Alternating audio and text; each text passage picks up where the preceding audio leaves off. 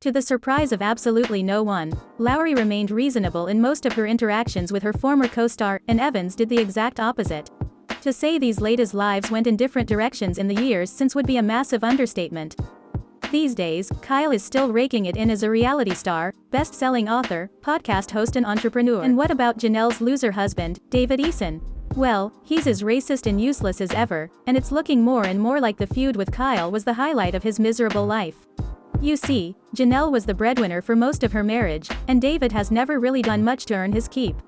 So when Eason spotted an opportunity to be of some service by harassing Kail, you better believe he took full advantage. Perhaps most memorable was the incident in which Kail instructed David not to come for her body.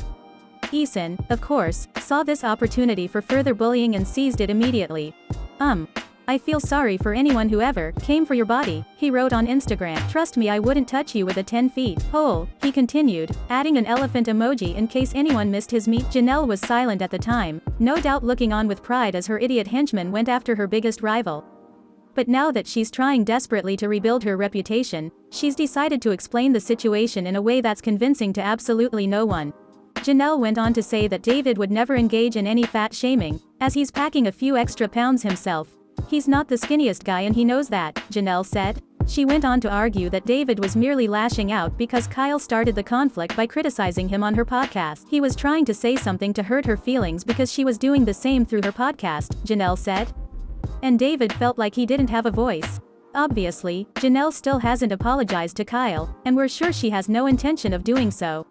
Instead, she's wasting her breath justifying David's actions, and hoping that by doing so, she might make herself less repugnant to sponsored content brands.